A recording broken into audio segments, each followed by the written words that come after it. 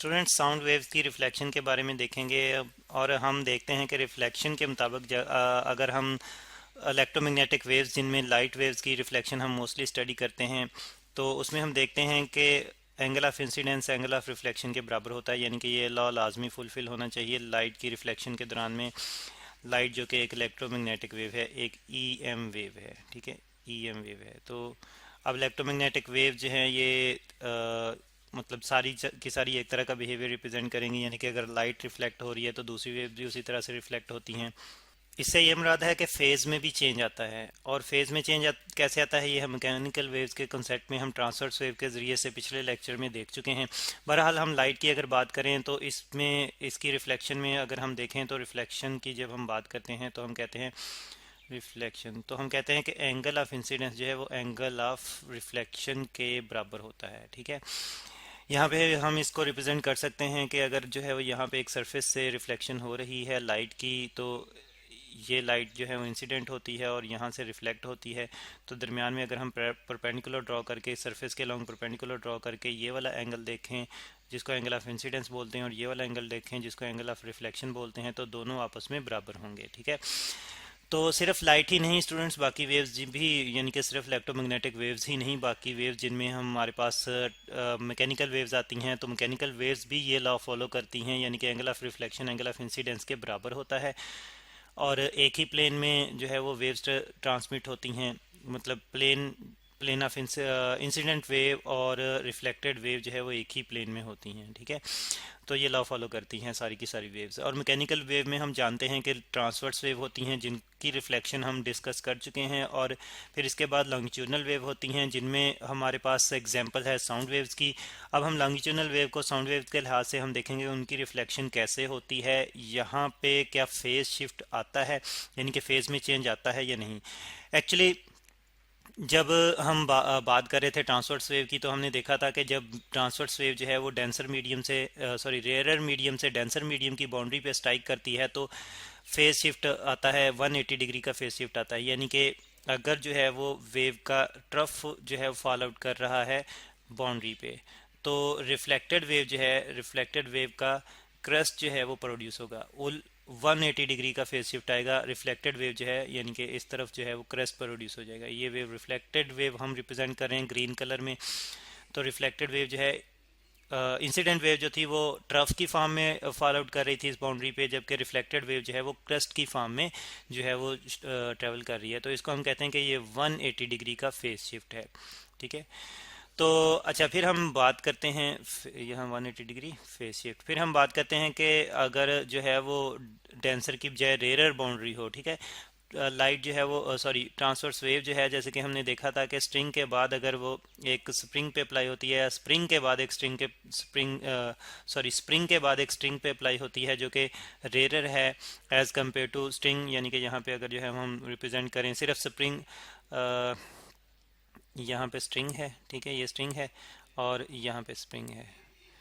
तो अब transverse wave जैसा कि हमने कहा था कि स्प्रिंग से ट्रेवल करती है, जस्ट हम ट्रांसवर्स वेव रिप्रेजेंट करेंगे, हम यहाँ पे जो है वो ये मटेरियल अब रिप्रेजेंट नहीं करेंगे। तो ट्रांसवर्स वेव यहाँ पे इस तरह से ट्रेवल करती हुई जा रही है, और जब ये फॉल आउट कर रही है यहाँ पे, ये ज़रा थोड़ी करेक्ट बना लें इस फॉर्म में, ये जब फॉल आउट कर रही है यहाँ पे इस बाउंड्री पे, यानी कि स्प्रिंग की बाउंड्री पे, तो स्ट्रिंग से जब ये रिफ्लेक्ट होगी तो फेज़ में कोई चेंज नहीं आएगा, यानी कि वापस वही वेव जो है रिफ्लेक्ट हो जाएगी, ज़ीरो फेज चेंज आएगा।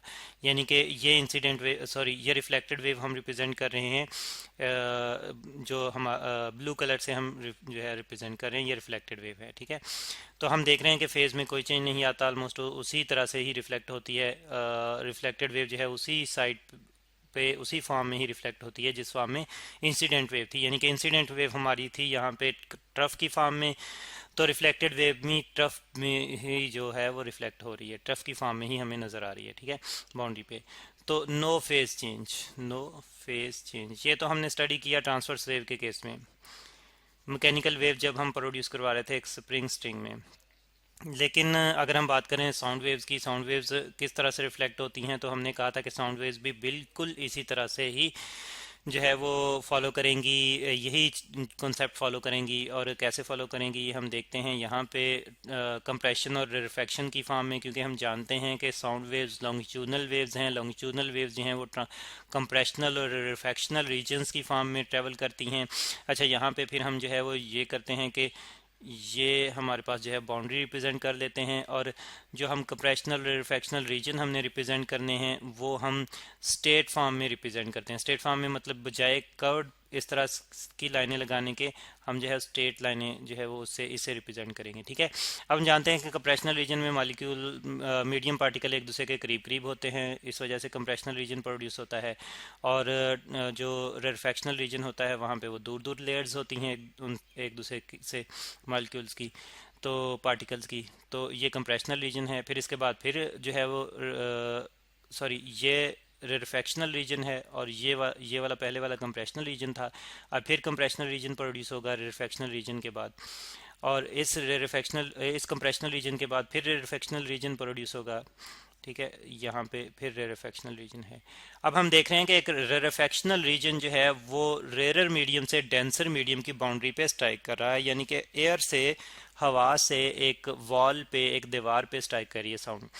तो हमने कहा था कि अगर वेव जो है वो रेरर मीडियम से डेंसर मीडियम की बाउंड्री पे स्ट्राइक करे तो 180 डिग्री का फेज शिफ्ट आएगा। तो फिर यहाँ पे हम देखेंगे कि जो ये वाला पार्ट जो है कि रिफ्रैक्शन की फॉर्म में जो है वो यहाँ पे आया है, तो ये कंप्रेशन की फॉर्म में वापस रिफ्लेक्ट होगा। ठीक है, यहाँ पे हम दूसरे कलर से कंप्रेशन को रिप्रेजेंट करेंगे। ठीक है, यहाँ पे स्टूडेंट्स आप देख रहे हैं कि ये हमने कलर चेंज किया है, तो एक्चुअली ये रिफ्लेक्टेड वेव है। ठीक है, ये रिफ्लेक्टेड वेव के लिए हम रिप्रेजेंट कर रहे हैं।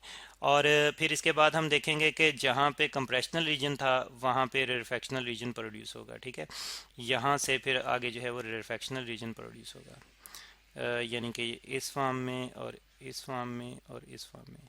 तो इस तरह से हम देख रहे हैं कि यहाँ पे फिर फेज शिफ्ट आता है। फिर आगे जो है वो जहाँ पे रिफ्रैक्शन था वहाँ पे फिर कंप्रेशन प्रोड्यूस होगा। ठीक है, ये थोड़ी सी हम टिल्टेड दिखा रहे हैं ताकि जो है वो डिस्टिंक्शन रहे, इंसिडेंट और रिफ्लेक्टेड वेव में थोड़ा सा जो है वो फ़र्क रहे। ठीक है, यहाँ पे इस तरह से। और फिर आगे कंप्रेशन आ रहा है तो इसकी जगह जो है रिफ्रैक्शनल रीजन प्रोड्यूस हो जाएगा। तो इस तरह से वेव्स में जो है वो साउंड वेव्स में, यानी कि लॉन्गिट्यूडनल वेव में जो है वो फेज शिफ्ट आता है जब वो रेरर से डेंसर मीडियम की बाउंड्री पे स्ट्राइक करते हैं। अच्छा, यहाँ पे लिख लेते हैं कि ये वाला कलर जो है ये हमारे पास रिफ्लेक्टेड वेव को रिप्रेजेंट कर रहा है। Reflected, REFLECTED, reflected. और जो ये वाली वेव्स हैं, येलो कलर में जो वेव्स हैं ये इंसिडेंट वेव्स हैं, इंसिडेंट इंसिडेंट वेव है। ठीक है, तो यहाँ पे फिर फेज शिफ्ट जो है वो 180 का आ रहा है। ठीक है, 180 फेज शिफ्ट। तो इसी तरह से अगर हम चेक करें किसी रेरर मीडियम में, यानी कि अगर डेंसर मीडियम से रेरर मीडियम पे की बाउंड्री पे जो है वो वेव स्ट्राइक करे, साउंड वेव यानी कि लॉन्गिट्यूडनल वेव स्ट्राइक करे, तो फिर फेज में कोई शिफ्ट नहीं आएगा, जैसे कि हमने ट्रांसवर्स वेव के केस में स्टडी किया है। तो इस तरह से हम देखते हैं कि साउंड वेव्स भी रिफ्लेक्ट होती हैं और रिफ्लेक्शन के बिल्कुल वही प्रिंसिपल फॉलो करती हैं जो कि ट्रांसवर्स वेव फॉलो करती हैं और इलेक्ट्रोमैग्नेटिक वेव फॉलो करती हैं। तो फिर इस तरह से हम साउंड वेव्स की रिफ्लेक्शन को मुख्तलिफ जगहों पे यूज़ करते हैं। स्पेशली हम इको प्रोड्यूस करते हैं इससे। ठीक है, इको जो है वो प्रोड्यूस होती है साउंड वेव की रिफ्लेक्शन से। और इसके साथ साथ हम साउंड वेव्स की रिफ्लेक्शन को हम यूज़ करते हैं अंडर वाटर डिटेक्शन सिस्टम में। ठीक है, जिसको हम सोनार कहते हैं, और इसके बारे में डिटेल में हम स्टडी करते हैं डॉपलर इफेक्ट में।